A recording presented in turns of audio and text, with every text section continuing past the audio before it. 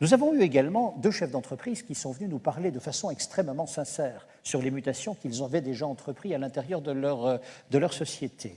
Ils nous ont dit ceci. Nous avons simplement répondu à 2 questions fondamentales. Qui sommes-nous ? Quel est ce groupe d'hommes et de femmes au travail et comment nous définissons-nous ? Quels sont nos objectifs ? Quelles sont nos valeurs ? Et pourquoi faisons-nous ce que nous faisons ? Et ici, c'était Guillaume Defresne. Et Guillaume Defresne nous a dit, me posant cette question-là, je suis revenu sur les fondamentaux de l'entreprise. Donc sur cette proximité avec le client, c'est ça que mon client attendait. Jean-Sébastien Guyot nous a dit, moi j'ai simplement dit mon salarié d'abord. J'aimerais partager avec vous 2 comptes rendus de lecture venus de 12 000 km, ça vient de Harvard, 2 comptes rendus de lecture de grands professeurs américains. Ils se sont penchés précisément sur cette question-là, question toute simple, toute bête, presque iconoclaste. Est-ce que le bonheur d'un groupe de femmes et d'hommes au travail enrichit l'entreprise ? Est-ce qu'il crée de la richesse tout simplement ? Des gens heureux produisent-ils mieux et plus ? Et donc ils ont commencé à enquêter sur de multiples exemples et des contre-exemples pour voir effectivement s'il y avait une sorte de loi, dans l'observation en tous les cas, entre le bonheur des gens, je vais le dire encore plus simplement, et la richesse de l'entreprise. Ils sont arrivés à 2 conclusions. Ce sont 2 petites phrases, je vous les donne. La première, la voici, « Surtout ne mentez pas. Doing good to look good. Faire le bien pour paraître bon, surtout pas. Ce cynisme-là, évitez-le. Péjoratif pour l'image, à terme, cela vous revient dans la figure comme un boomerang, et surtout, ce n'est pas productif, c'est une très très mauvaise com, à long terme. En revanche, voici la 2e phrase, et celle-là fonctionne. Doing well by doing good. Faire le bien en étant bon. Vous allez me dire, mais c'est presque de la philosophie, sinon même de la religion. C'est pas ça, je vous assure, ce ne sont pas des écuménistes et encore moins des prosélytes, surtout pas. Ils sont là uniquement pour examiner des choses simples et évidentes. Et ils arrivent à la même conclusion que Jean-Sébastien Guyot. Des gens bien dans leur peau, des gens heureux, de toute façon vont produire plus, et ça, c'est leur grosse différence, parce que ce sont des professeurs d'université, eux, ils ont quantifié l'histoire. Alors, ils ont constaté ceci. Oui, ça se chiffre, le bonheur. Quand je dis ça se chiffre, il y a des constats pour l'entreprise que l'on peut épingler sur vos tableaux Excel.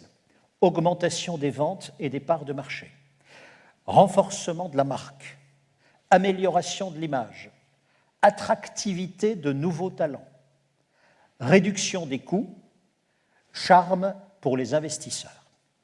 Retenez donc, si vous le voulez bien, ces 2 formules. Et dans quelques instants, un médecin va venir vous dire presque la même chose. Ce médecin, je vais vous demander de bien vouloir l'accueillir, l'applaudir avec moi. Il s'agit de Philippe Rodet, médecin urgentiste.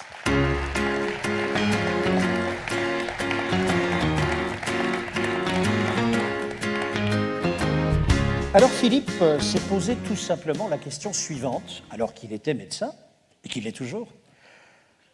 Est-ce que des gens motivés réussissent mieux que les autres ? Est-ce que des gens heureux ont plus de succès ? Question toute bête.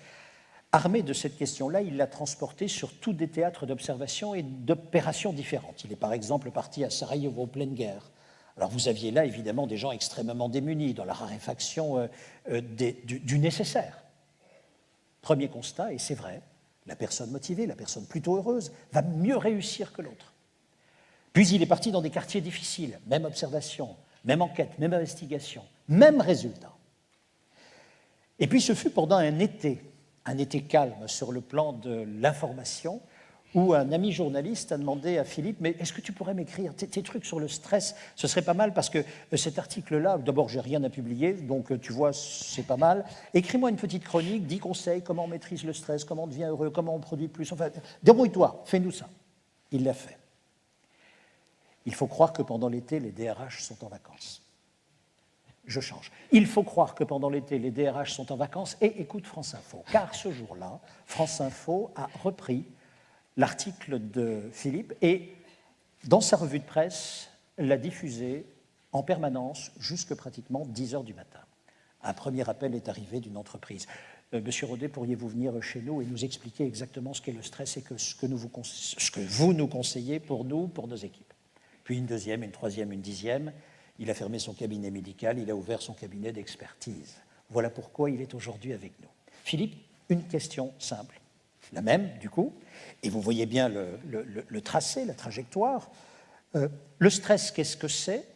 En tous les cas, c'est physiquement, juste avant de prendre la parole, j'ai le cœur qui bat, j'ai les mains moites et je n'ai pas toutes mes idées à moi, mais c'est la même chose pour un rendez-vous amoureux. Est-ce du stress, est-ce de l'amour? Vous nous le direz.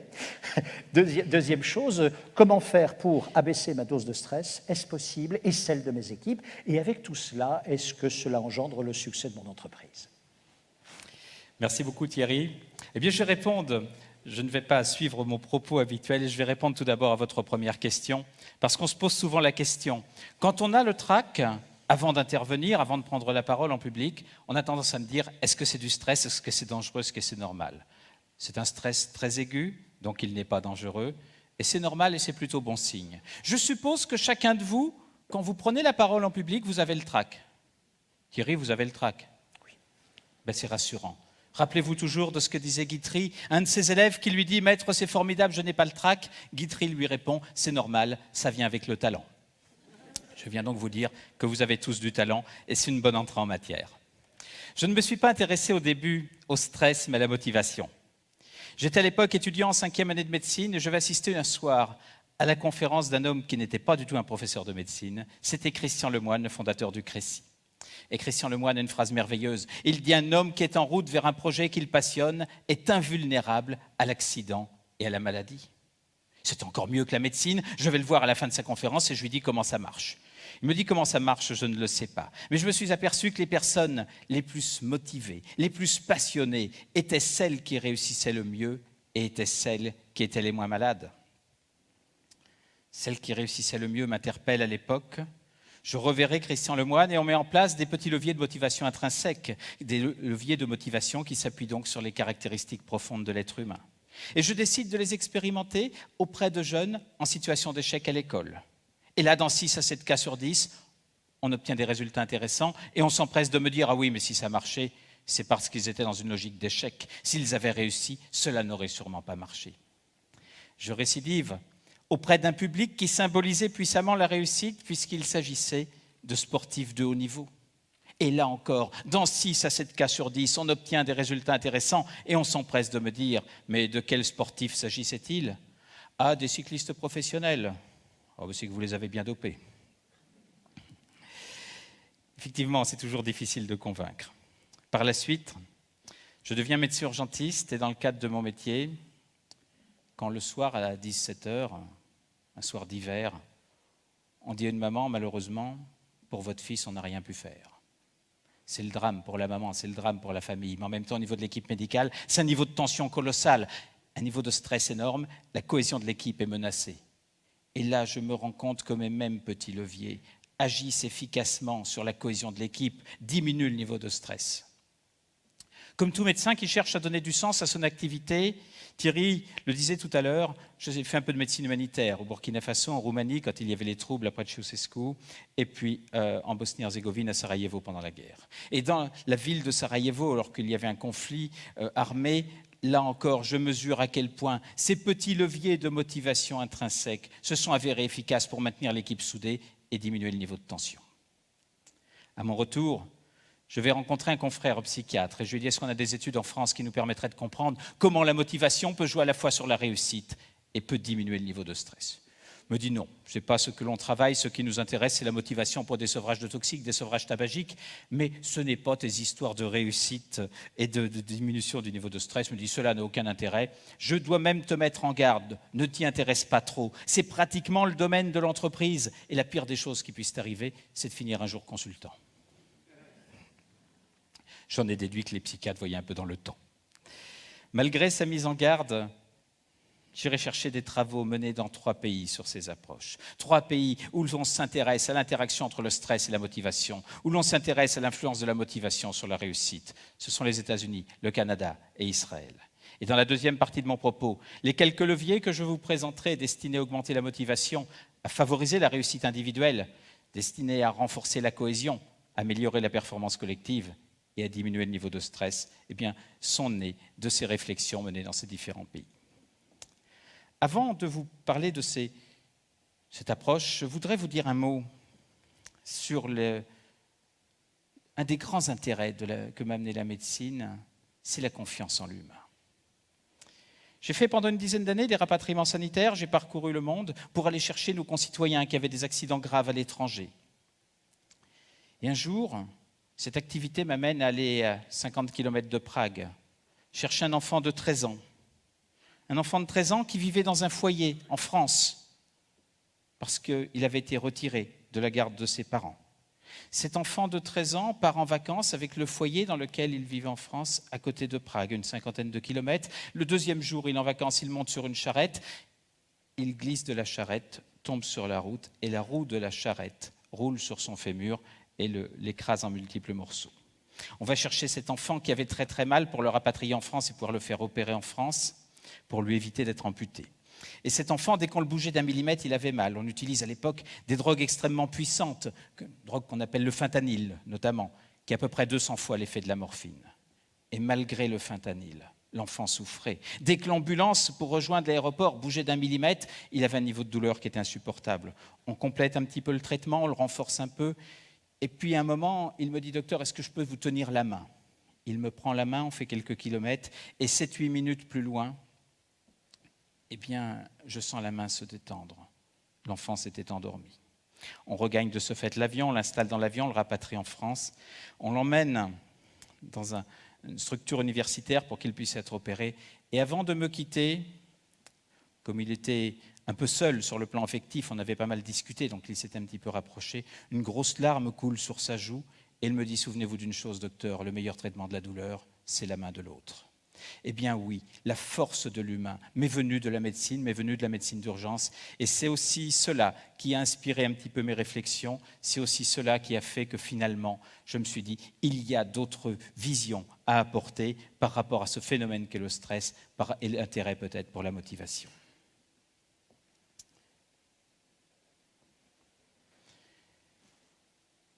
Depuis des siècles, il y a des choses qui ne changent pas. Il y a des choses qui ne changent pas, ce sont nos hormones.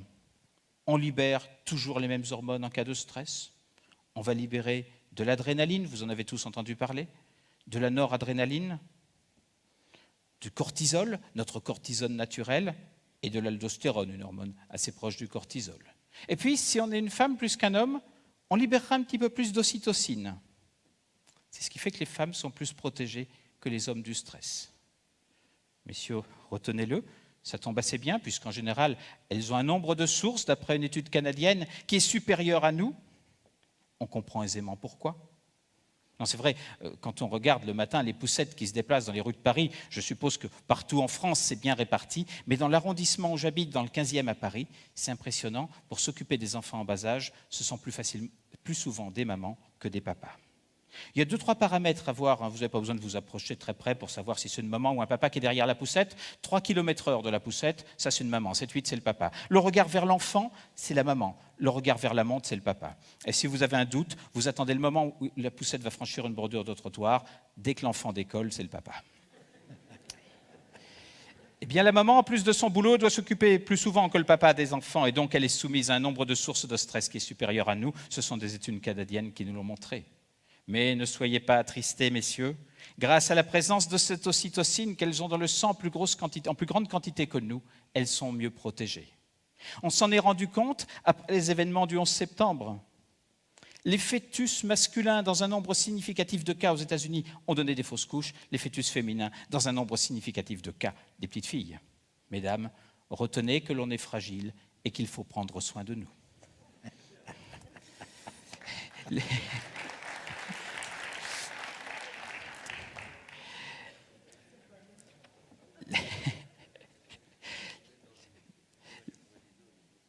Les hormones sont donc toujours les mêmes, elles n'ont pas changé. Et puis l'effet de la motivation n'a pas changé non plus depuis très longtemps. Je me suis intéressé au départ à la motivation à l'échelle individuelle. Et puis un jour, je me suis dit, mais à l'échelle collective, est-ce que ça a déjà été développé? Est-ce que dans certains pays, on aurait cultivé la motivation? Et là, je suis allé chercher une femme atypique, une académicienne passionnée par la Grèce antique, une femme centrée sur le fond, et pas du tout sur la forme. C'était Jacqueline de Romilly. Jacqueline de Romilly qui a consacré sa vie à la Grèce antique. Je vais la voir et je lui dis, Madame, dans la Grèce antique, est-ce que déjà la notion de motivation existait? Et elle me dit, ah bien sûr. Thucydide, 5 siècles avant Jésus-Christ, disait « La cité sera mieux défendue par la motivation de ses habitants que par l'épaisseur de ses murs. » 5 siècles avant Jésus-Christ, on avait compris l'intérêt de la motivation. Et si l'on veut rester dans la même période, en termes de cohésion, là encore, on avait compris l'intérêt de la cohésion, puisque Xénophon disait « Ce n'est ni le nombre ni la force qui donne la victoire, mais c'est l'armée la plus déterminée qui l'emporte. Et la détermination, elle vient de cette envie que l'on a d'agir ensemble. » Donc il y a des choses qui ne changent pas. Les hormones que l'on libère en cas de stress, quelques grands principes, quelques grandes clés de réussite, notamment la motivation et la cohésion. Ce qui change, c'est le travail. Un travail de moins en moins physique et de plus en plus intellectuel. De moins en moins physique et parfois au prix d'une absence d'activité physique colossale. Je rencontrais récemment un DRH d'un grand groupe à la Défense et il m'expliquait qu'il faisait moins de 100 mètres par jour. Parce qu'il avait son ascenseur de son appartement juste à côté de sa place de parking et comme il était le DRH groupe, il avait sa place de parking et son travail juste à côté de l'ascenseur. Et il me disait, je fais moins de 100 mètres par jour. Eh bien effectivement, on a une activité physique qui est de plus en plus rare et cela nous pose problème. Car l'activité physique, si vous marchez, si vous faites du vélo, en province, vous pouvez le faire. À la Défense, c'est un peu compliqué. Quand on conseille à un jeune manager de faire du vélo pour être moins stressé, il a plus de chances d'être écrasé. Donc après, c'est un choix de vie.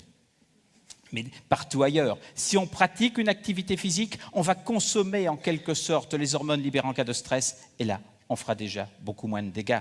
Cette activité physique qui n'est pratiquement plus présente dans nos activités nous pose un problème réel. Et puis surtout, avec cette crise depuis quelques années, un niveau d'incertitude qui est beaucoup plus important. Et l'incertitude nous pose problème. L'incertitude va diminuer la motivation, va fragiliser la cohésion, va altérer notre état moral. Notre état moral souffre énormément en période d'incertitude. Si on sait où l'on va, si on sait qu'on va traverser une période difficile pendant 5 ans, 10 ans, mais qu'au bout des 5 ans, 10 ans, il y a une lueur de soleil, il y a un rayon de soleil, il y a une lueur d'espoir, eh bien dans notre cerveau, une enzyme, une tyrosine hydroxylase va être produite, elle favorisera la sécrétion de neuromédiateurs et moralement ça ira bien. Si on ne sait pas où l'on va, s'il n'y a pas le petit rayon de soleil à l'horizon, cette enzyme n'est plus produite, nos neuromédiateurs sont produits en moins grand nombre et de ce fait, moralement, on va moins bien. Et puis, dans ces périodes d'incertitude, cela a été prouvé, eh bien, comme on voit, on va moins bien moralement, comme il y a moins de motivation, moins de cohésion, le niveau de stress augmente. On aura un niveau de stress qui va devenir colossal, des sources de stress qui vont augmenter. Actuellement, pourquoi le stress nous pose problème? Parce que d'une part, les sources, en raison de l'incertitude, ont augmenté, et d'autre part, on le verra tout à l'heure, des facteurs de protection ont diminué. S'il n'y avait que les sources, ce serait très pessimiste, parce que dans 10 ans, qui nous dit qu'il y aura moins de sources? Je n'en suis pas convaincu. Et s'il n'y avait que cela comme facteur aggravant, eh bien, on n'aurait pas tellement de marge de manœuvre. Il y a heureusement ces facteurs de protection sur lesquels on peut jouer. Et s'il y a des sources de stress qui augmentent, eh bien, si on augmente les facteurs de protection suffisamment, on ne fera plus de dégâts. Les sources, l'organisme humain est programmé pour résister à un tout petit nombre, puisqu'il s'agit de 5 à 7 sources de stress par semaine. Et on en subit en moyenne 50 par jour, d'après une étude là aussi menée au Canada. Alors rassurez-vous, 50 c'est en version, c'est une moyenne, hein. Vous êtes bien au-dessus. Un ami chef d'entreprise me dit un jour, ah non mais attends, c'est exagéré ton truc, 50 c'est pas possible, moi je dirige une PME dans le domaine agroalimentaire, c'est pas simple tous les jours, et puis j'ai quand même 1000 collaborateurs à m'occuper. Eh bien lundi je vais les compter, tu verras que j'en serai loin des 50. Il m'appelle le lundi à 20h10, il me dit, dis donc vieux, je suis à 82, qu'est-ce qu'il faut faire? Je lui ai conseillé d'arrêter de les compter, on était repassé à 81, mais ça ne suffisait pas.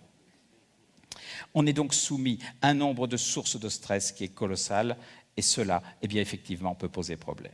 Mais à côté de cela, surtout, nos facteurs de protection se sont effondrés. Avant de vous parler, à titre d'exemple, de 2 facteurs de protection, en termes de sources, je vous sens tous inquiets à vous dire « Oh là là, on est largement au-dessus, c'est dangereux ». Non, ne vous inquiétez pas. Je ne demanderai pas à l'un d'entre vous, à l'une d'entre vous, de revenir à une source de stress par jour. Ça me rappellerait trop cette anecdote qui circulait dans les internats en médecine, où un jeune médecin reçoit un patient âgé, un monsieur très âgé, et lui dit « Docteur, si j'arrête de boire, si j'arrête de fumer, si j'arrête de faire l'amour, si j'arrête de manger des produits riches, est-ce que je viendrai plus vieux ?» Et le jeune médecin plein de bon sens lui dit « Je ne sais pas, mais en tout cas, ça vous paraîtra beaucoup plus long. » Eh bien, si on n'avait plus qu'une source de stress par jour, je pense que ça nous paraîtrait beaucoup plus long. Il faut donc effectivement vivre avec ceux d'époque et qu'il y en ait un petit peu, finalement, ce n'est pas si gênant que cela si on augmente nos fameux facteurs de protection. Les facteurs de protection, cette idée nous vient d'un professeur de psychiatrie canadien. C'est lui qui la première fois a dit, tout comme il y a des facteurs de risque, il y a des facteurs de protection. Jean-Jacques Breton a été le premier à aborder ce sujet. Parmi les facteurs de protection, depuis le temps que je vous en parle, je vais vous en citer 2 à titre d'exemple. Il y a le sens et le lien social. Le sens est puissamment protecteur. Le sens dans vos métiers, vous devez à tout niveau le décliner pour que chacun comprenne quel est le sens de sa mission. Dans une structure qui faisait travailler des médecins urgentistes aux États-Unis, ils étaient confrontés à un nombre de cas de burn-out qui était colossal. Ils ont demandé à ces mêmes médecins une demi-journée par semaine de travailler sur leur zone de passion. Et là, le nombre de cas de burn-out a régressé. Le sens, on y reviendra, parce que c'est vraiment un levier très important. Le sens est puissamment protecteur du stress. Le lien social. Le lien social est lui aussi extrêmement efficace. Là encore, ce sont nos amis canadiens qui ont travaillé dessus. Ils ont pris 2 groupes de femmes enceintes. Un groupe de femmes enceintes stressées avec des liens sociaux, un groupe de femmes enceintes stressées sans liens sociaux. Chez les femmes enceintes qui sont stressées, qui ont des liens sociaux, la grossesse se passe bien et à la naissance, l'enfant est parfait. Chez les femmes enceintes stressées qui n'ont pas de liens sociaux, la grossesse se passe moins bien. Il y a des problèmes d'hypertension chez la maman. Et si l'on dose les immunoglobulines E dans le sang du cordon à la naissance, il y en a plus. L'enfant aura plus de chances d'être allergique toute sa vie. La seule différence, c'était les liens sociaux. Les liens sociaux sont puissamment protecteurs. Eh bien, actuellement dans notre société, le principal lieu souvent où se cultivent les liens sociaux, c'est l'entreprise. À l'échelle sociétale, nos liens sociaux ont tendance à s'effilocher. Je m'en faisais la remarque il y a quelques jours dans les rues de Paris. Dans une rue un peu étroite, je suivais 4 voitures. La première s'arrête un peu sèchement. Un monsieur un peu âgé en descend, se prend les pieds dans la ceinture de sécurité. Apparemment, il se retrouve allongé sur la chaussée. Bon, il y a encore des liens sociaux. Les 3 voitures qui suivaient n'ont pas roulé dessus. Mais aucune des 3 ne s'est arrêtée. Le sens, le lien social. À travers ces 2 exemples destinés à montrer ce que sont les facteurs de protection, j'attire votre attention sur un point sur lequel on va être obligé de réfléchir dans les années qui viennent. C'est quand on a un collaborateur qui ne va pas bien moralement. Trop souvent, qu'est-ce que l'on fait, nous médecins? On lui fait un arrêt de travail. Mais on coupe le sens de sa mission. On coupe le lien social et on ne l'aidera pas forcément à aller mieux. Il y a sur ce point une vraie réflexion à mener. Il faut que l'on soit en mesure, dans toutes les circonstances, de protéger un petit peu le sens, de protéger un peu le lien social, si on veut maintenir nos collaborateurs en bonne forme. La manière de manager nos collaborateurs a donc changé. La motivation extrinsèque, celle où on a les motivés grâce à une prime par exemple, grâce à de la rémunération, elle va avoir tendance à s'effondrer. Elle ne sera pas la plus efficace. Elle va même parfois nous poser problème. Il y a une étude qui est assez intéressante, qui a été reproduite dans 2 pays. On prend un groupe d'étudiants, on leur dit, voilà, vous avez la journée pour résoudre ce problème. Un autre groupe d'étudiants, où l'on dit, vous avez la journée pour résoudre ce problème, et ceux qui auront les meilleurs résultats auront une prime de $500. Eh bien, dans le groupe où il y a la promesse de prime de $500, il y a une pression d'enjeu, il y a du stress, et c'est là-bas qu'on aura les moins bons résultats. On l'a fait aux États-Unis, on s'est dit ça vient de la culture américaine, on l'a reproduit en Inde, on a eu les mêmes résultats. On est donc obligé de manager autrement. On aura donc intérêt à recourir davantage à la motivation intrinsèque qu'à la motivation extrinsèque. Les futurs possibles, bien, ça va être d'optimiser finalement cette motivation, la motivation de ses collaborateurs, pour aller chercher de la réussite individuelle, pour aller chercher de la performance collective et en même temps du bien-être.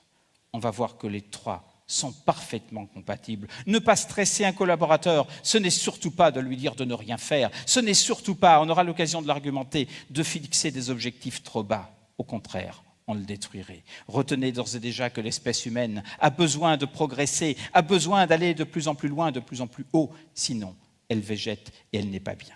Elle en générera paradoxalement du stress. On a besoin d'objectifs pour progresser, on a besoin d'objectifs au bon niveau. Je vous parlais tout à l'heure du sens. Eh bien, je crois que le sens permet effectivement de bâtir, d'étayer ces futurs possibles. Je ne sais pas si vous vous souvenez du parcours de Charles Plumb, certainement pas. Charles Plumb était un aviateur américain et pendant la guerre du Vietnam, il était sur un porte-avions. Il a mené 75 missions de combat. À la 76e, son avion est détruit par un missile solaire. Il est obligé de s'évacuer, il saute en parachute et il atterrit en zone ennemie. Il est capturé et il va passer 6 ans incarcéré. Quand il est libéré, il rejoint les États-Unis et il donne des conférences où il explique tout ce que ces conditions de vie difficiles ont pu lui apprendre. Un jour, Charles Plumb est au restaurant avec sa femme le soir. Ils sont en train de dîner tranquillement quand un homme s'approche d'eux et lui dit « Vous êtes Charles Plumb. Vous étiez sur le Kitty Hawk. Vous étiez pilote. Vous avez fait 75 missions. Et à la 76e, votre avion a été touché. » Charles Plumb, interpellé, lui dit « Mais comment savez-vous tout ça ?» Il dit « J'étais marin sur le Kitty Hawk. C'est moi qui pliais les parachutes. J'espère que votre parachute a bien fonctionné. » Et Charles Plumb lui dit « Oui, bien sûr. Il a bien fonctionné. Et heureusement, sinon je ne serais plus de ce monde. » Et le soir, en se couchant, Charles Plumb repense à cet échange. Et il dit finalement, cet homme, je l'ai croisé tous les jours. Je l'ai vu. Je ne lui ai jamais demandé comment il allait. Je ne lui ai peut-être même pas dit bonjour tous les jours. Et cependant, c'est lui qui m'a sauvé la vie. Dans la personne qui serre un boulon sur une ligne, on peut voir le boulon qui est serré. Mais je peux voir aussi la personne qui, lorsque j'ai besoin de donner un coup de frein en voiture, va me sauver la vie. Posez-vous souvent la question, qui prend soin de votre parachute? Effectivement, le sens dans ce cas-là, on prend conscience à quel point on peut aller le dénicher, parfois dans des contextes un petit peu difficiles. On me dit souvent le sens, oh oui, c'est bien le sens, mais c'est une histoire de manager, c'est une histoire de dirigeant, mais en bas de l'échelle, ça ne marche pas. Eh bien, c'est faux. Il y a quelques mois, j'ai eu l'occasion de rencontrer Rémi Julienne. Rémi Julienne, l'ancien cascadeur, qui a gardé tout le tonus de ses activités antérieures, me dit, vous savez, au début de ma carrière, j'ai commencé par faire des déménagements. À 18 ans, je n'avais pas fait du tout d'études et j'ai fait des déménagements. Et puis au bout de 3 jours, j'avais mal dans les bras, dans les jambes, c'était l'horreur. Je me suis dit, mais quel métier de con je suis en train de faire? Et puis en réfléchissant, je me suis dit, mais ça va me permettre de me muscler davantage. Je serai plus efficace pour faire mes cascades. Je serai plus efficace pour faire mes compétitions de motocross. Et là, il dit, quand j'ai pris conscience de cela, j'ai pris du plaisir à faire le travail que je faisais, parce que j'avais trouvé du sens. Le sens, affaire de dirigeant, rappelez-vous Charles Péguy et cette fable attribuée à Charles Péguy. Charles Péguy croise un homme qui taillait des pierres, qui cassait des pierres, et lui dit « Qu'est-ce que vous faites ?» Et Charles Péguy dit « Écoutez, cet homme lui dit « Écoutez, je taille des pierres, je casse des pierres. C'est difficile. Parfois je me blesse, l'hiver j'ai froid, l'été j'ai chaud, c'est l'horreur. Je ne prends aucun plaisir à faire ce que je fais. » Il voit un deuxième homme qui paraissait un petit peu moins affecté, lui dit « Qu'est-ce que vous faites ?» Il dit « Oh, c'est difficile, effectivement. L'hiver, j'ai froid, l'été, j'ai chaud, parfois je me blesse, mais ça me permet de nourrir ma famille, et ça, c'est formidable. » Puis il y avait un troisième homme, beaucoup moins affecté que les autres, et Charles Péguy lui dit « Qu'est-ce que vous faites ?» Et l'homme répond « Ah, je fais un métier merveilleux, je contribue à bâtir des cathédrales. » Eh bien oui, Le sens, on peut l'avoir à tout niveau dans l'entreprise. C'est à nous de le décliner, car actuellement, en raison de ce fractionnement des missions, parfois nos collaborateurs ne voient plus le sens de leur mission. J'intervenais récemment dans une DSI, Direction des services informatiques, où il y avait un niveau de tension important, d'un des fleurons du luxe français. Bien avant, j'envoie un mail à ces managers de haut rang et je leur dis quelle est votre mission.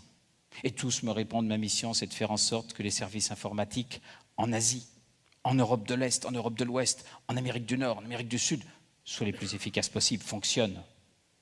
Aucun ne me répond. C'est de contribuer au rayonnement d'un grand groupe à travers le monde, de contribuer au rayonnement d'un des fleurons du luxe français à travers le monde.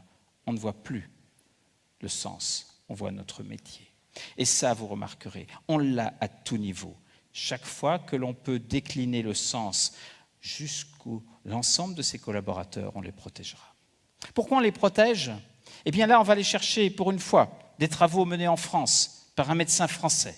C'est Philippe Davezy, qui est professeur de médecine du travail à Lyon, qui a travaillé sur l'influence du sens sur le bien-être. Philippe Davezy a pris 2 groupes d'aides-soignantes. Un groupe d'aides-soignantes où on dit, le chef de service le matin dit « Écoutez, mesdames, quand je passe, je veux que les patients soient propres. » Un autre groupe d'aides-soignantes où le chef de service dit « Écoutez, quand je passe le matin, je vais très vite, je n'ai pas le temps de voir les patients en détail.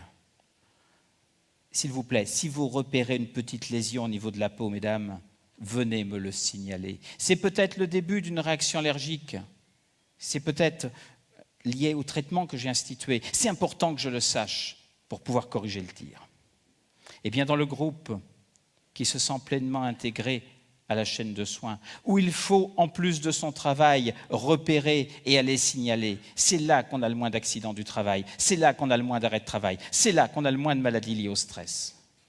Le sens est puissamment protecteur parce qu'il permet à chacun de prendre conscience de l'utilité de son activité. Et chaque fois que l'on prend conscience de l'utilité de notre activité, on est protégé du stress.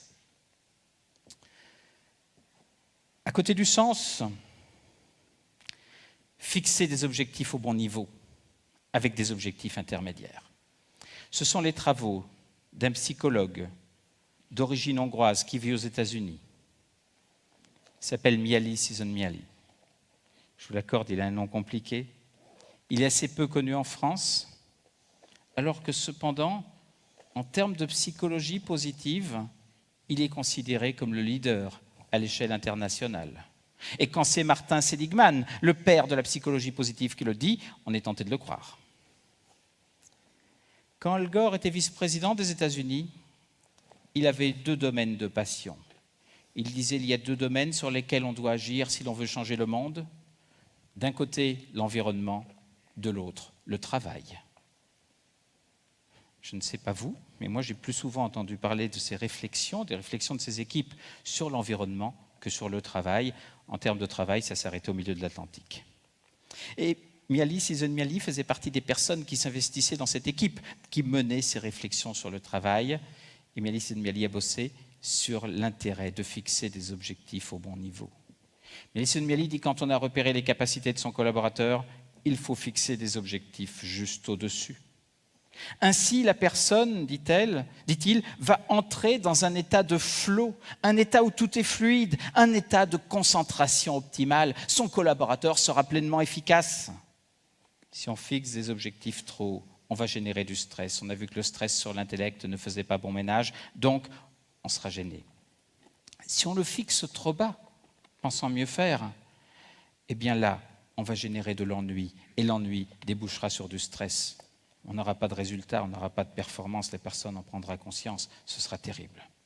Quand on les fixe juste au-dessus des capacités du collaborateur, le collaborateur va prendre conscience qu'il progresse, va prendre conscience qu'il est de plus en plus efficace, qu'il est utile à son service, à son entreprise, à la société. Et là, il sera pleinement protégé des effets du stress. Souvent on me dit, oui, c'est bien votre truc, mais comment savoir qu'il est au bon niveau? Il y a 2 questions à lui poser. 2 questions à lui poser pour savoir où il se situe par rapport à ses capacités? Où se situe l'objectif par rapport à ses capacités? Ces deux questions, c'est sur une échelle de 1 à 10. Où se situe le niveau de plaisir que vous prenez dans votre travail? Et là, le collaborateur qui est un peu passionné par son travail, qui a envie de faire bien, va vous dire « Oh, en ce moment, niveau de plaisir, je suis bien à 7-8 ». Sur une échelle de 1 à 10, où se situe le niveau de stress lié à votre travail? Il vous dira « En ce moment, c'est difficile, je suis bien à 6-7 ». Eh bien, si on a 8 de plaisir et 7 de stress, tant que le rapport plaisir sur stress est supérieur ou égal à 1, on est dans la bonne zone.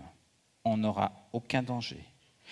Tout cela nous amène ainsi à dire que le plaisir est le plus puissant traitement du stress. Si vous êtes stressé, vous remarquerez quand vous avez des niveaux de stress importants que vous avez une sensation de froid. Tous vos vaisseaux sont referrés, on a l'impression que tout est glacial en nous. Si apparaît une très bonne nouvelle, on se réchauffe. Le plaisir est capable de déplacer les hormones du stress, ce que peu de moyens vont pouvoir faire. Le plaisir est le plus puissant traitement du stress, y compris dans le travail. Un jour, j'abordais cette notion de plaisir devant un amphi où il y avait 170 managers d'un grand groupe. L'un d'eux, au premier rang, me dit « Mais, monsieur, est-ce que ça marche avec tous les plaisirs de la vie ?» Il on voit à quoi y penser. Heureusement, je laisse une seconde et le président au premier rang dit « Mais enfin, cher ami, on parle du plaisir à travailler. » Rassurez-vous, ça marche avec tous les plaisirs de la vie. Mais sur le lieu de travail, il y en a quand même certains, et notamment ceux destinés à assurer le maintien de l'espèce, que je ne vous conseillerais pas d'utiliser. Il y a quand même des effets parallèles ennuyeux. Contentez-vous donc de prendre du plaisir en fixant des objectifs au bon niveau, car là, effectivement, vous serez protégé. Mihaly Csikszentmihalyi nous dit qu'il faut fixer des objectifs au bon niveau et il faut avoir des objectifs intermédiaires. Tous les mois, ne serait-ce que 5 minutes, il faut revoir ses collaborateurs pour voir si le niveau de l'objectif n'a pas bougé. Si l'objectif est devenu trop haut, eh bien, il faut parfois simplement convaincre son collaborateur qu'il va pouvoir l'atteindre. S'il est trop bas, eh bien, il faut le rehausser. Des entreprises comme Microsoft ont mis en place cette notion de flow. De plus en plus d'entreprises en France la développent avec à chaque fois un impact économique qui est efficace. On peut donc avoir d'un côté de la réussite un intérêt dans le développement de son entreprise et en même temps du bien-être. C'est l'intérêt de cette approche et c'est l'intérêt des travaux de Mihaly Csikszentmihalyi. Si certains sont passionnés par la question, l'orthographe de son nom est un peu compliquée. Mihaly, c'est M-I-H-A-L-Y, ça c'est facile. Par contre, son nom est plus compliqué, c'est C-S-I-K-S-Z-E-N-T-M-I-H-A-L-Y. S'il y a des passionnés, c'est promis, je leur offre ma fiche tout à l'heure. Cultiver la liberté d'action. Vous savez, ce sont les travaux de Karasek, qui veut que si d'un côté on augmente la liberté d'action et de l'autre la charge de travail, eh bien on ne fait pas de dégâts en termes de stress. Pour illustrer la liberté d'action, je vais vous rappeler une expérience qui est assez évocatrice. On va mettre 2 personnes dans une voiture. Avant qu'elles prennent le départ, on va doser dans la salive le cortisol, qui est un très bon marqueur du stress, et on le dosera à l'arrivée. On va leur faire 400 km. Elles ont le droit de s'arrêter, on n'est pas complètement cruel, mais elles n'ont pas le droit de changer de conducteur. À l'arrivée, le taux de cortisol le plus élevé, la personne qui est la plus stressée, ce n'est jamais le conducteur. C'est celle qui est à côté. Parce que la personne qui est à côté, elle ne peut pas agir. S'il y a un obstacle, elle ne peut pas agir, et là, ça va être l'horreur pour elle. Pendant tout le trajet, elle va stresser. Paul Ricoeur le disait mieux que moi, sans anecdote, il disait l'amputation du pouvoir d'agir, c'est de la souffrance. Et bien effectivement, quand on ne peut pas agir, on souffre. Et là, c'est le cas.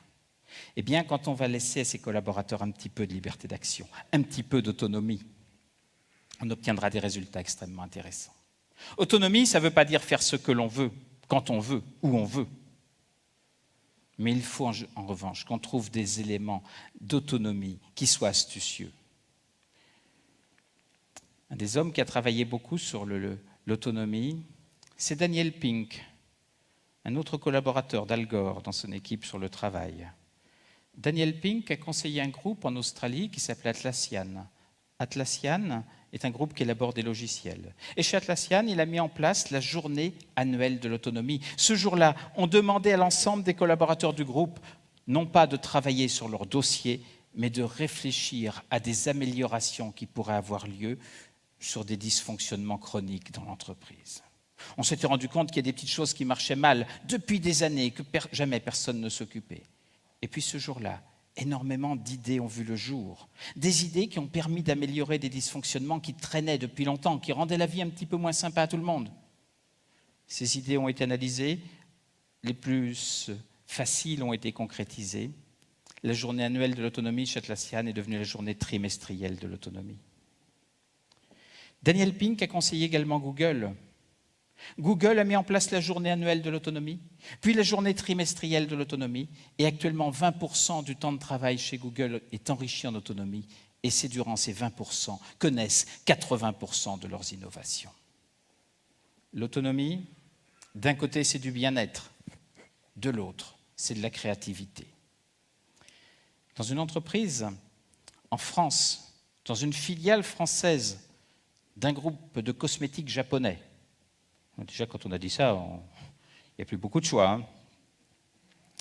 Je vais vous le citer puisqu'il a fait la préface d'un de mes ouvrages, donc maintenant c'est connu, c'est Shiseido. Daniel Guillermin, le président de Shiseido France, un brillant ingénieur des arts et métiers, me dit un jour comment est-ce que l'on pourrait renforcer la créativité dans mon entreprise et en même temps améliorer le bien-être. On demande, là encore, à l'ensemble des collaborateurs de nous faire part d'idées qui seraient susceptibles d'améliorer leur poste de travail tout au long de l'année. Des idées émergent, aussi bien de personnes travaillant sur des lignes que dans les bureaux d'études. Les idées sont analysées et celles qui étaient possibles à concrétiser le sont. Et en remerciement à toute personne qui émet une idée, quel que soit l'impact économique de l'idée, Daniel Guillermin remet une bouteille de champagne. Mais en même temps, à côté de cette récompense purement symbolique, il fait réaliser un film où on voit les innovations de l'année. Et en fin d'année, Daniel Guillermin projette lors de l'Assemblée générale le film où on voit les acteurs à l'origine de ces idées, les effets de ces idées, les améliorations que ces idées ont entraînées. Et là, en termes de considération, c'est puissamment efficace. On s'est rendu compte effectivement que dans son entreprise, la créativité avait augmenté et le bien-être aussi. Laisser un petit peu d'autonomie à ses collaborateurs, c'est important. Ça ne veut pas dire leur permettre de tout faire n'importe quand, mais de trouver des astuces pour créer un petit peu d'autonomie, pour leur montrer aussi qu'ils ont confiance, que l'on a confiance en eux. Aider ses collaborateurs à agir pour ne pas subir. Le fait de subir est terrible. Quand vous avez une source de stress, c'est énorme. Quand j'étais médecin urgentiste, quand on intervenait sur un accident de voiture où il y avait une personne de blessée et une qui était indemne, je demandais toujours à la personne qui était indemne, quand celle qui était blessée n'était pas trop abîmée, de m'aider à tenir la perfusion. Et de ce fait, la personne qui était indemne ne faisait jamais de malaise, parce que le stress restait à un niveau correct. Si on n'agit pas et que l'on subit, là on est dans un état impossible. Je l'ai vérifié également en allant à Sarajevo en 1993. À 30 km de Sarajevo, on entendait les obus qui tombaient sur la ville, un toutes les 50 secondes. Et là, je peux vous assurer que c'est une réaction de stress qui est énorme. Vous savez que vous allez dans cette direction, vous entendez le bruit à l'horizon, ça marche très très bien. Et puis une fois dans la ville, captivé par l'action, je m'en suis fait la remarque tellement je me sentais bien. Un étudiant en médecine d'origine africaine qui avait commencé ses études avant la guerre et qui attendait la fin de la guerre pour les poursuivre, était même encore plus serein que moi, puisqu'à un moment on entend une balle siffler. Inconsciemment, je rentre la tête dans les épaules et il me regarde, me dit « c'est pas la peine ». Quand on les entend siffler, elles sont déjà passées. Ça témoigne quand même d'un niveau de sérénité important. Bien effectivement, l'action est protectrice. Oh, vous me direz, dans nos entreprises, on n'est pas confronté à des obus qui nous tombent sur la gueule. Et vous aurez raison. Dans les grands groupes, parfois un scud qui vient d'un autre service, ça peut se voir. Hein. Mais les obus, non. Eh bien, on va voir qu'à l'échelle individuelle aussi, quand on va permettre à un collaborateur qui subit de passer en mode actif, on va le protéger, on va diminuer les effets du stress sur lui et parfois, on va changer sa vie. Un jour, un homme jeune d'une trentaine d'années, oui, quand on dit jeune d'une trentaine d'années, pour certains d'entre vous, ça va peut-être faire sourire, je me suis aperçu que plus on avance en âge, plus on est entouré de personnes jeunes. Ça me rappelle un jour une phrase de Jacqueline de Romilly. Je lui parlais d'une personne qui allait très bien. Elle me dit elle avait 95 ans à l'époque. Elle me dit oui, lui, il a 75 ans, vous pensez. À cet âge-là, s'il n'allait pas bien, c'est encore un gamin. Un homme d'une trentaine d'années vient me voir un soir. Il me dit c'est terrible. J'ai fait une belle école de commerce. Je suis commercial dans une grande entreprise. Et tous les lundis matins, mon N+1, mon supérieur hiérarchique, me parle des clients de la semaine. Il m'explique les clients de la semaine et cela me rassure. Mais le problème, c'est que ça fait longtemps qu'il m'en parle, ça fait plusieurs mois.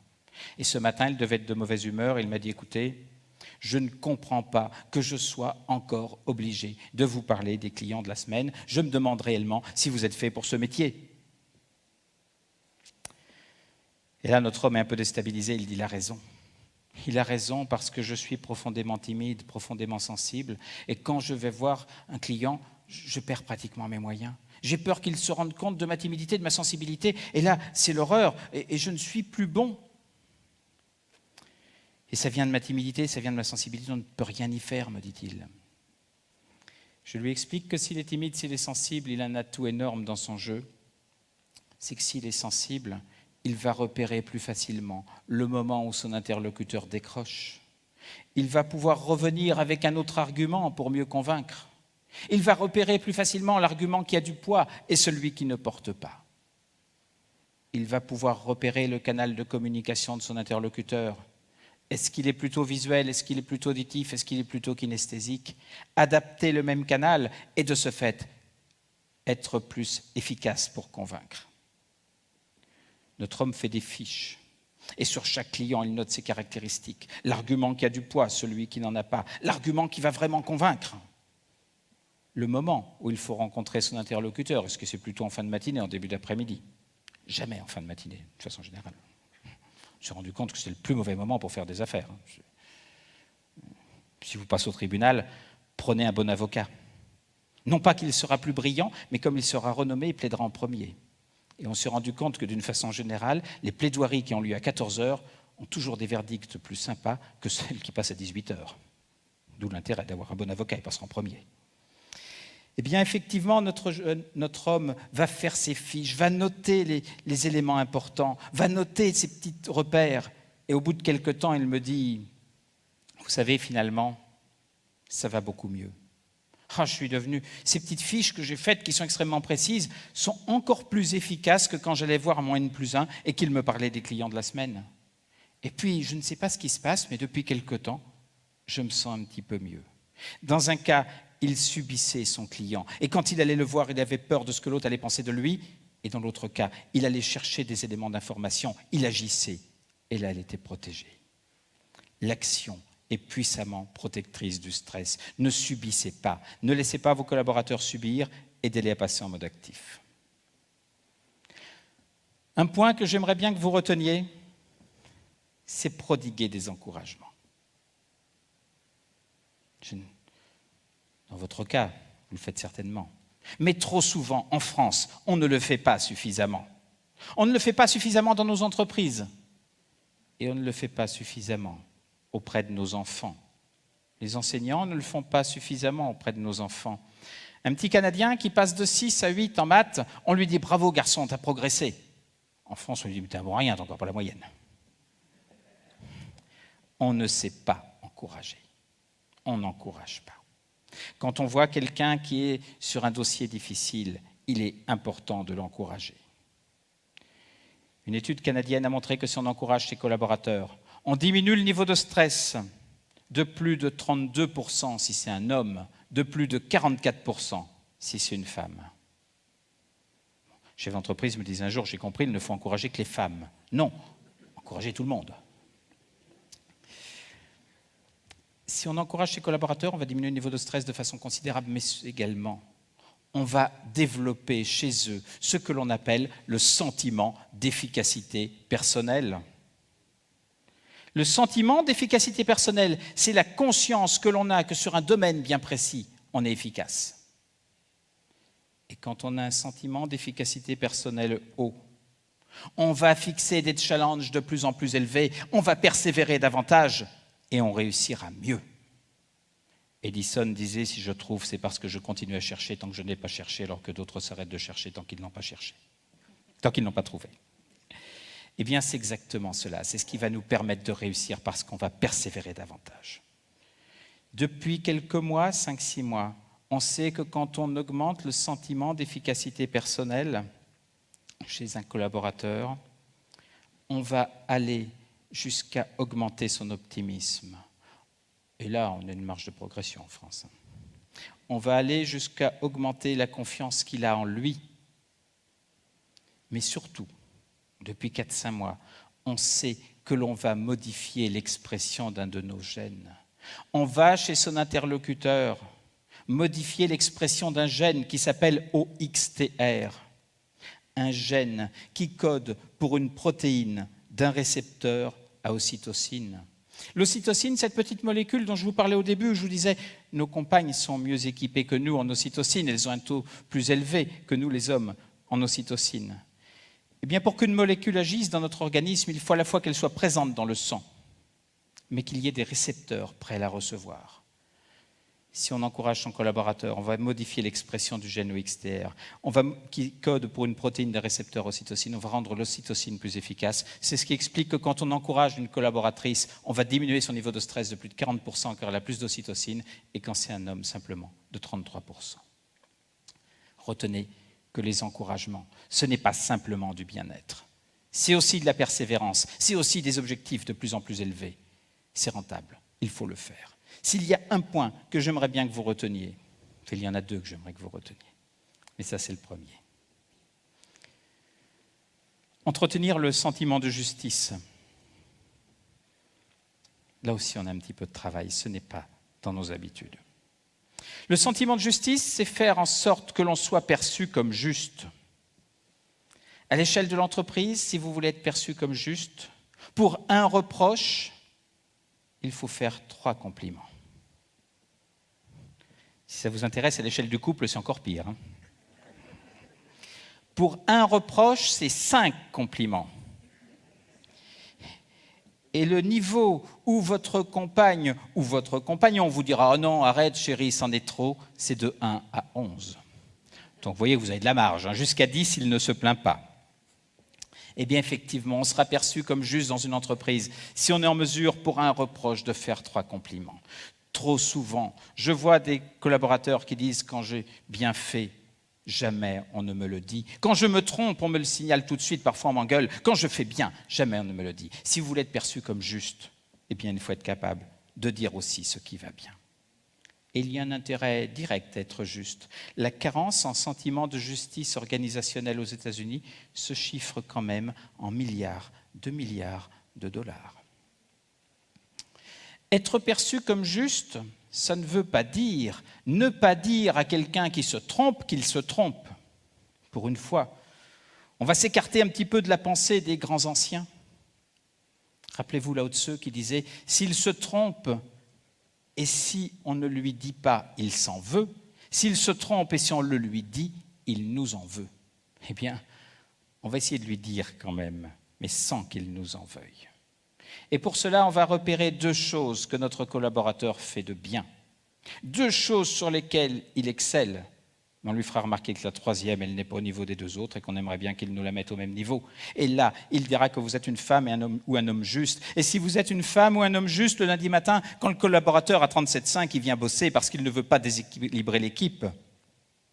Si vous n'êtes pas quelqu'un de juste, quand il a 37,5 le lundi matin, il appelle son médecin traitant et il est arrêté pendant une semaine, c'est la catastrophe. Le sentiment de justice organisationnelle, il faut qu'on soit vigilant dessus. Il faut que l'on soit en mesure d'apparaître juste. Reconnaître ses erreurs. Je ne sais pas vous, peut-être n'en faites-vous pas,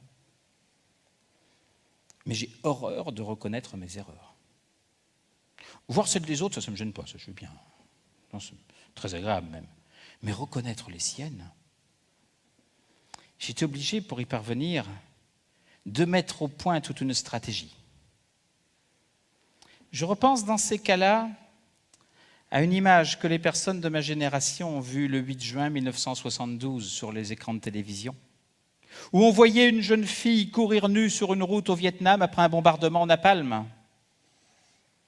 Kim Phuc avait 9 ans et dit « Je courais parce que j'avais l'impression d'avoir le feu à l'intérieur de moi ». Kim Phuc sera opéré à 18 reprises de greffe de peau. Kim Phuc sera opérée au niveau de son cartilage.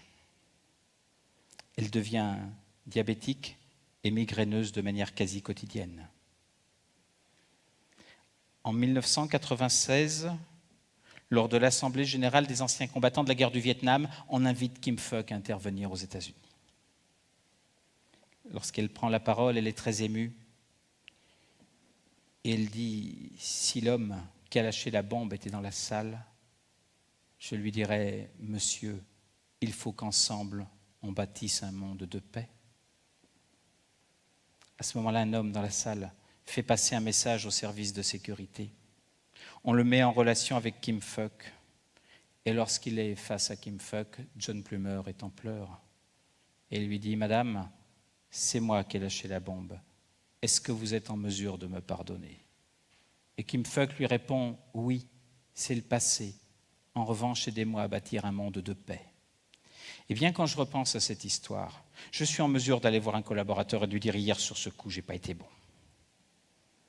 On va se parler, on va échanger.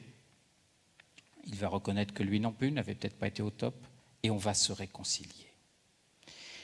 Ce levier, il y a 5 ans, 10 ans, je ne vous en aurais pas parlé. Si aujourd'hui je vous en parle, c'est parce qu'il est une clé incontournable de la cohésion. On aura l'occasion d'y revenir si on n'est pas en mesure, en termes de cohésion, de reconnaître ses erreurs. On pourra offrir tous les team building que l'on veut, cela ne marchera pas. Il faut qu'on parvienne à reconnaître nos erreurs. Un jour, un jeune cadre à qui je vais raconter cette histoire me voit un jeudi, il me dit « Hier, c'était terrible ». Mes 3 collaborateurs principaux, je les ai engueulés hier matin, j'ai fait exactement le contraire de ce que vous m'aviez dit. Ils s'en sont pris une maison. Puis il me dit l'après-midi, j'ai repensé à votre histoire, j'étais pas bien. Je suis allé les voir et le soir, on a échangé. Et on s'est quittés, on n'était plus fâchés. Si on diminue les frustrations dans l'espèce humaine, on diminue le niveau de stress. Mais on ira chercher quelque chose de précieux dans nos équipes à l'heure actuelle, dans nos entreprises, c'est de la cohésion. Si on n'est pas en mesure de diminuer les frustrations, si on n'est pas en mesure de diminuer nos émotions négatives, on n'aura jamais de cohésion. Alors après, il y a des techniques. Un dirigeant expérimenté me disait récemment « Oh, moi, docteur, quand je fais une grosse erreur, je ferme ma gueule, mais j'en fais une petite à côté, le lendemain, je parle que de la petite. » C'est l'expérience des années. Cultiver l'optimisme. Dans notre pays, on a une marge de manœuvre assez sympa.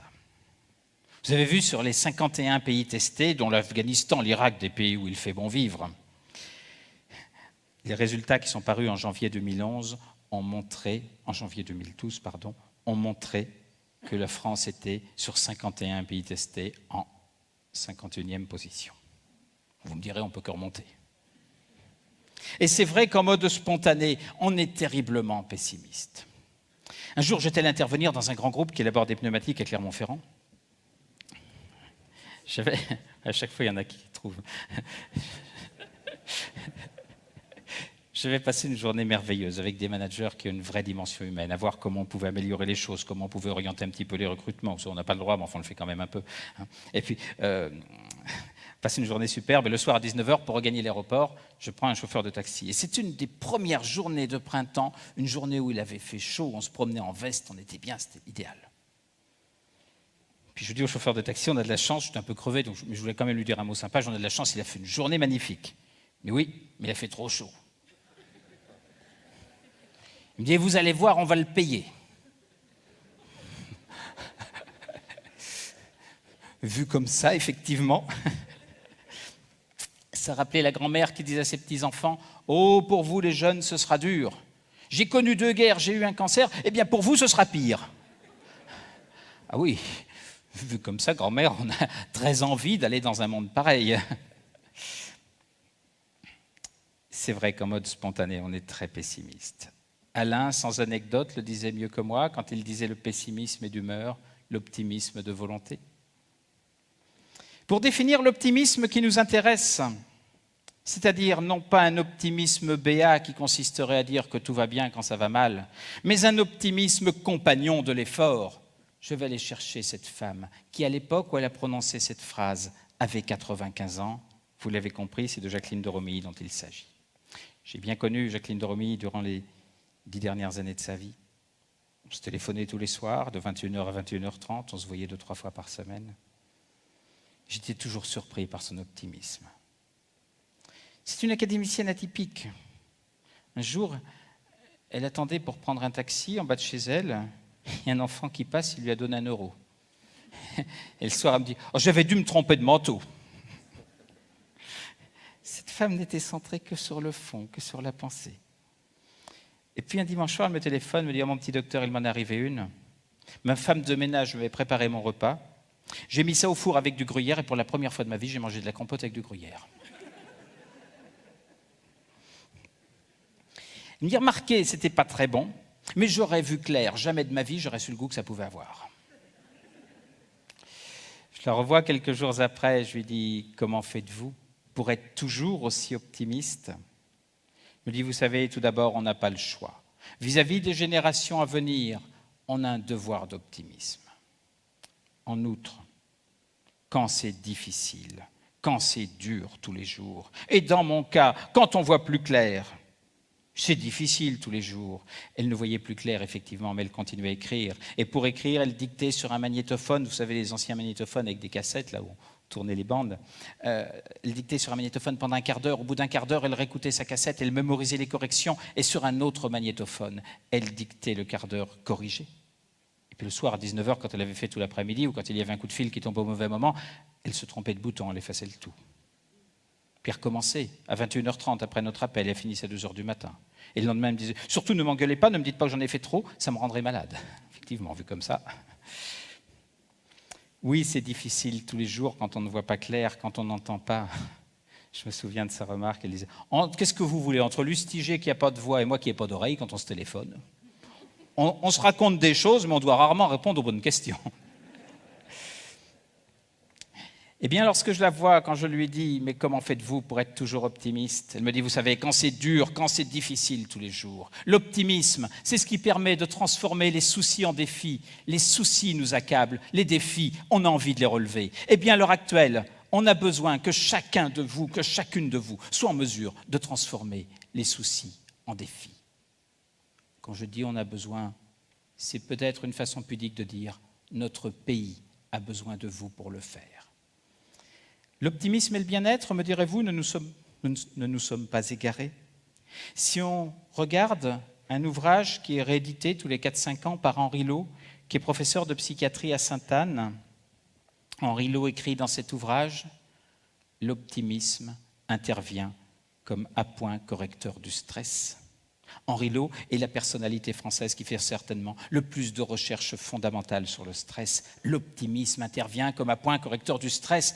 On a effectivement des choses à faire. En termes de réussite, si on voulait continuer le parcours, le parallèle, eh bien on s'est rendu compte que sur les 22 derniers présidents des États-Unis, 18 étaient très optimistes. Dans des sociétés aux États-Unis qui vendent des contrats d'assurance, on s'est rendu compte que les commerciaux les plus optimistes vendaient de 40 à 70% de plus de contrats que les autres. L'optimisme, on a donc effectivement un effort à faire. Ce n'est pas toujours quelque chose de spontané, mais dans tous les cas, il faut le faire. Si on repère chez un collaborateur qui est un peu pessimiste, quand il réussit quelque chose, on va lui dire « Ah, c'était superbe ce que vous avez fait ». Il va dire « Ah oui, mais enfin, vous savez, bon, c'était pas compliqué, n'importe qui l'aurait fait ». Vous allez montrer dedans, vous allez trouver dans sa démarche les points qui ont permis d'aller jusqu'à la réussite. Vous lui expliquerez que ce sont ces points-là qui l'ont aidé à réussir et que s'il les mobilise régulièrement, il réussira davantage et vous le rendrez plus optimiste. À l'inverse, quand il se trompe, là aussi il faut comprendre les raisons de l'erreur. Il faut en parler avec lui pour lui montrer que finalement, ce n'est pas qu'il n'est pas efficace, c'est que ça correspondait peut-être à quelque chose qui le passionnait moins, et il n'a pas mobilisé la même énergie sur les mêmes leviers que quand il réussit. Petit à petit, on augmentera son optimisme, et là, on a beaucoup de travail à faire.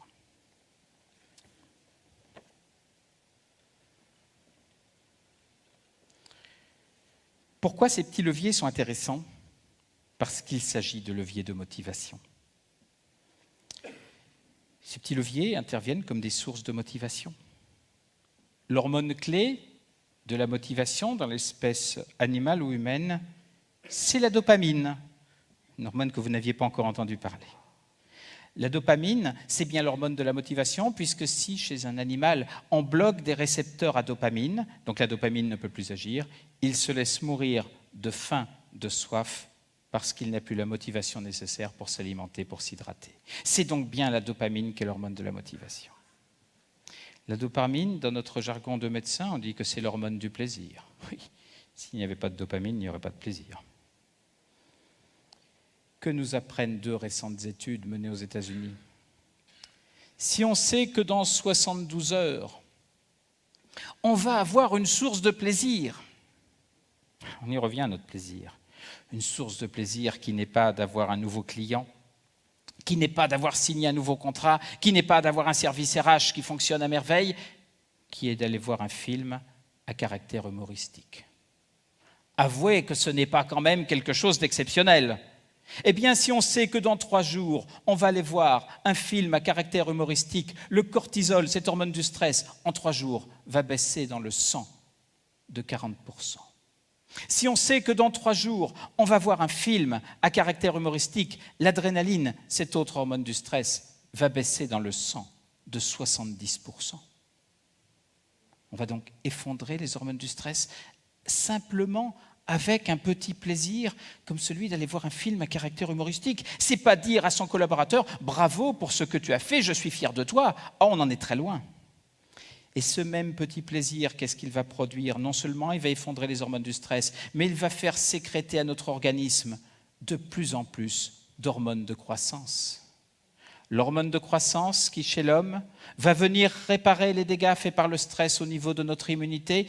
Notre immunité, point de passage vers les réactions allergiques, point de passage vers les maladies auto-immunes, point de passage vers nos défenses naturelles. Point de passage chez l'animal vers les pathologies malignes. On va donc d'un côté effondrer des hormones toxiques et de l'autre augmenter la sécrétion d'hormones qui vont venir réparer les dégâts faits par le stress. Et comme la nature humaine est bien faite, on va sécréter de plus en plus, au fur et à mesure on se rapprochera des 72 heures, des endorphines, nos morphines naturelles. Et là, par un mécanisme indirect, les endorphines vont venir bloquer une substance qui bloquait la sécrétion de dopamine et augmenter la sécrétion de dopamine, créant ainsi un cercle vertueux protecteur. On se rend compte que les petits leviers de motivation, rien qu'en termes de motivation, vont diminuer considérablement les effets du stress. Ils vont jouer également sur autre chose, un autre sujet de passion, c'est la cohésion. On s'est rendu compte, et là ce sont des travaux qui sont relativement récents. Actuellement, l'hormone la plus étudiée aux États-Unis, c'est l'ocytocine. L'ocytocine, cette petite molécule qui est sécrétée quand la maman accouche, et c'est ce qui va provoquer, entre autres, l'attachement de la maman à l'enfant. Cette petite molécule que les médecins utilisent quand ils veulent faire accoucher la maman au moment qui les intéresse eux. C'est la même. L'ocytocine, c'est l'hormone de l'amour. Si on prend une personne dans ses bras, on va augmenter le taux d'ocytocine. Mais dans le monde de l'entreprise, ça semblait difficile, ça pouvait être mal perçu. C'est l'hormone qui augmente au moment de l'acte sexuel, mais là c'est pareil, dans le monde du travail, ce n'est pas toujours évident. Ça peut être mal interprété. Eh bien, cette petite hormone, on a cherché des éléments qui allaient pouvoir la faire sécréter, qui soient beaucoup moins difficiles à mettre en œuvre. On s'est rendu compte que si une maman est à côté de son enfant, le taux d'ocytocine chez les deux est très élevé. Si on les sépare et que la maman envoie un texto à l'enfant, le taux d'ocytocine augmente chez les deux. Si on a 2 militaires frères d'armes côte à côte, le taux d'ocytocine est très élevé. On a compris que l'ocytocine était l'hormone de la cohésion. Et donc on cherche des comportements qui pourraient venir renforcer la sécrétion d'ocytocine parce qu'elle va favoriser la cohésion de l'équipe. L'ocytocine, elle va augmenter la générosité. S'il y a des banquiers dans la salle, je ne vous dirai pas comment ça a été testé, sinon on va le dire. Comme je n'ai pas vu de réaction d'hostilité, on va le dire quand même. Eh bien, les personnes ont mis sur leur veste des vapeurs d'ocytocine. Ils sont allés voir un banquier avec un prêt qui était un petit peu limite. Le même prêt était refusé quand il n'y avait pas de vapeur d'ocytocine. Quand il y avait des vapeurs d'ocytocine, il était accordé. Non, ne...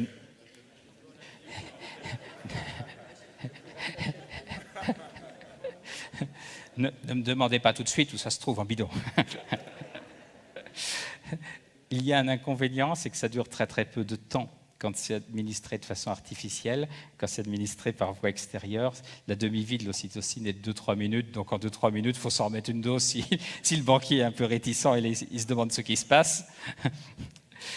Mais ça a été testé de cette manière. On s'est rendu compte que sur la générosité, ça marchait à merveille. Ça joue aussi sur l'empathie, notre capacité à se mettre à la place des autres. Et là, c'est extrêmement efficace. Et on comprend pourquoi ça joue effectivement sur la cohésion. Mais l'ocytocine a un autre avantage, c'est qu'elle va jouer sur notre capacité à appréhender la complexité.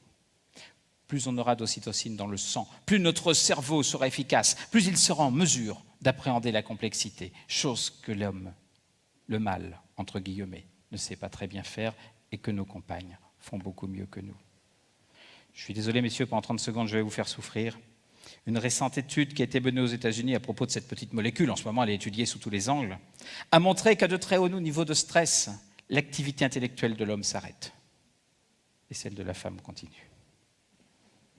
Non, n'en rajoutez pas, mesdames, ça c'est douloureux. On s'est rendu compte à ce moment-là que si on prenait un café, c'était encore pire. Celle de l'homme baisse encore plus et celle de la femme continue à se développer. C'est ce qui fait que dans des conseils d'administration, que dans des COMEX aux États-Unis, on commence à mettre des femmes en grand nombre, non pas parce que la loi les y oblige, mais parce qu'ils se sont rendus compte que c'était plus efficace.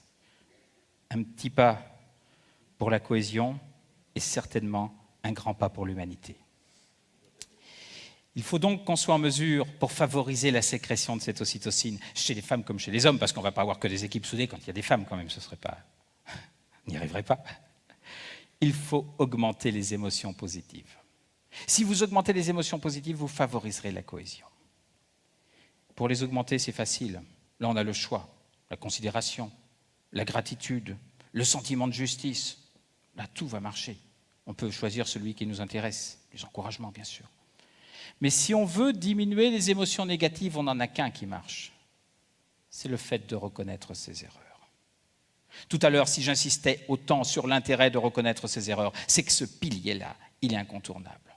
Si on augmente les émotions négatives, les émotions positives, si on diminue les émotions négatives, on va favoriser la sécrétion d'ocytocine. L'ocytocine va augmenter la générosité, va augmenter l'empathie, va augmenter notre capacité à penser la complexité. Et comme la nature humaine est bien faite, j'espère que je vous en ai convaincu ce matin, elle va effondrer le taux de cortisol, cette hormone du stress dans le sang. On a donc en nous, grâce à nos comportements, des moyens d'agir très efficacement. On a des moyens, finalement, d'agir bien au-delà de ce que l'on pensait. Et on voit que le stress ne devient plus le même fléau que celui qu'on a au départ. Oui, c'est une caractéristique de notre époque. Oui, il est plus élevé en ce moment. Mais on peut agir dessus. On peut agir dessus essentiellement grâce à nos comportements. Le futur, eh bien, tout à l'heure je parlais de Thucydide, je parlais de Xénophon, 5 siècles avant Jésus-Christ. Je vais aller chercher la femme pour relier le 5e siècle avant Jésus-Christ, dont vous avez beaucoup entendu parler, cette femme, au 21e siècle, c'est Jacqueline de Romilly, qui disait dans un écrit « L'engagement de chacun, en accroissant son zèle, devrait rendre les gens à la fois plus utiles à la communauté et plus heureux pour eux-mêmes. » Vous parliez de bonheur tout à l'heure. Eh bien, effectivement, si on y prend garde, on peut aller jusqu'à de la réussite individuelle, de la performance collective, du bien-être et même du bonheur. En 2008, Margaret Chan, la directrice générale de l'OMS, disait « Avec la crise, attention, on va avoir un impact colossal sur le moral de nos concitoyens. Il faut que l'on soit vigilant, il faut qu'on l'anticipe. On va avoir une véritable contagion du stress, de la dépression, du suicide. » Eh bien, ce que j'aimerais, et ce sera ma conclusion, c'est que chacun de vous, chacune et chacun de vous, soit l'actrice ou l'acteur d'une autre forme de contagion. C'est la contagion de la bienveillance. Je vous remercie.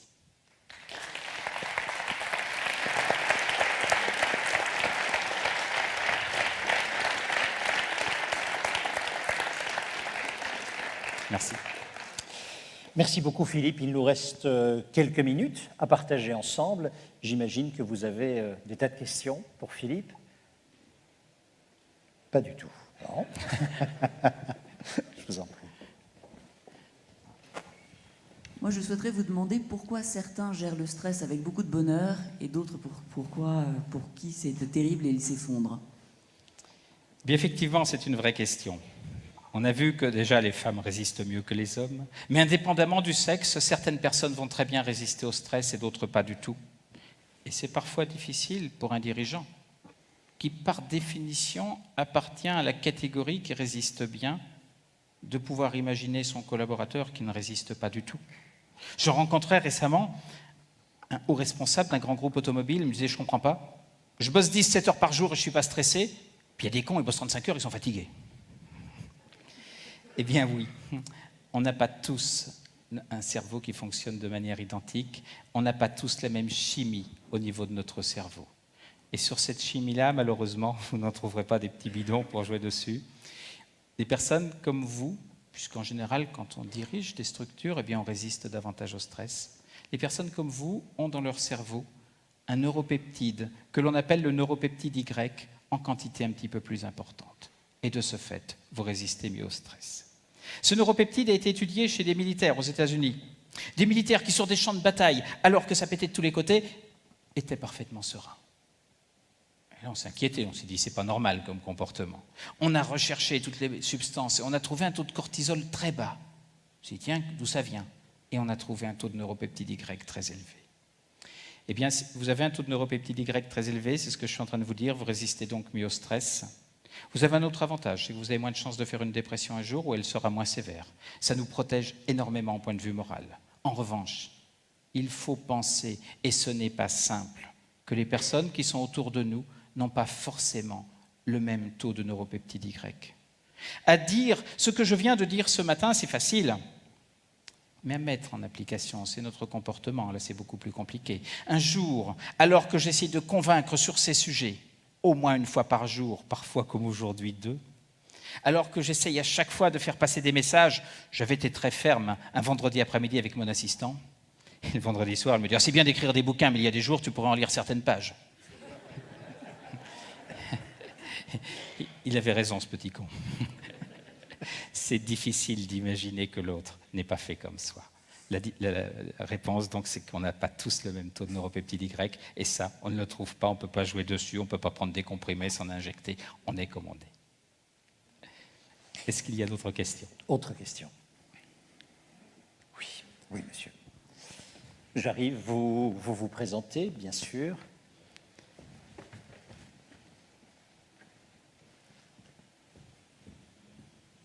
S'il vous plaît. Merci. Bonjour, Guy Odizio, Kaiser Compresseur. Est-ce qu'il ne serait pas intéressant de faire auprès du milieu médical justement des consultations pour qu'ils évitent de déclencher des arrêts répétitifs et de leur demander de donner aux gens qu'ils voient certains composants pour leur redonner de la motivation intrinsèque? Il y a toujours une question difficile. Avant-hier, on me disait, est-ce que vous ne croyez pas que ça serait bien d'intervenir auprès du monde enseignant? Alors là, je reprends tout de suite les travaux à Mialis, Ciseaux de Mialis, je dis attention, il faut des objectifs à portée de main. Là, on est dans le dur. Hein. Auprès de mes confrères, oui, vous avez raison. Ce serait important de faire passer le message. Ce n'est pas simple. Mais pour la première fois, pour vous faire plaisir, sachant que j'allais vous rencontrer aujourd'hui, j'ai accepté au mois de juin, et admettez qu'il faut un certain courage, d'aller intervenir devant des médecins du travail. Oui, hein, comme vous dites. C'est compliqué. Je ne sais pas ce que cela va donner. On peine sur ce sujet à faire passer ces messages. On peine dans notre pays parce qu'on s'appuie beaucoup sur des études extérieures, mais je crois que petit à petit, les choses vont changer. Je suis, comme vous aurez pu le constater, optimiste. Je cultive un petit peu cet optimisme. Je pense qu'il va falloir du temps, mais qu'on ne va pas pouvoir continuer à vivre sur les mêmes principes, à dire si l'on est stressé, c'est qu'on a trop de travail. Mais attendez, n'importe lequel d'entre vous peut être détruit en bossant 10 heures par semaine et il peut être pleinement heureux en bossant 70 heures. Il faut qu'on arrête de réfléchir comme on réfléchissait il y a 40 ans. Est-ce que vous auriez envie de rouler en permanence dans une voiture où il n'y a pas de climatisation, où les freins freinent à moitié, où il n'y a plus d'assistance? Non. Ou alors le week-end pour se faire plaisir sur un circuit. Eh bien, dans ces approches-là, on n'a pratiquement pas bougé. On parle encore de charge de travail. Comme la charge de travail n'était pas assez claire, on a parlé de charge mentale. Attendez, il faut qu'on réfléchisse autrement. Donc, essayer de convaincre des confrères, c'est un peu comme l'éducation nationale. Il va falloir que j'étudie le niveau de l'objectif, mais il est très haut. Mais on va quand même commencer auprès de confrères médecins du travail. Je sais que ce n'est pas gagné, mais ça vaut le coup d'essayer. Car il y a là un vrai levier de changement. Il faut qu'on prenne conscience que quelqu'un qui ne va pas bien moralement, quelqu'un qui a un mur de cassé, c'est évident qu'on ne va pas le mettre au boulot, quelqu'un qui ne va pas bien moralement, quand on l'arrête, on ne l'aide pas toujours à aller mieux. Autre question. Sur la gestion de vos équipes, gestion de votre stress personnel. Tout va donc bien, si bien que ça. Parfait. Vraiment, je me permets d'insister. C'est le moment maintenant. Non? Très bien. Merci beaucoup, Philippe, pour cette intervention. Ce que nous allons retenir.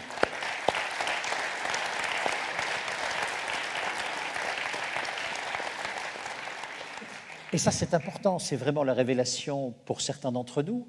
C'est que derrière des mots que nous vivons, plaisir, motivation, sens, objectif, il y a des réalités médicales aussi. Et que ces réalités médicales donnent donc un substrat scientifique à ce que nous pensions simplement être personnel et non contagieux.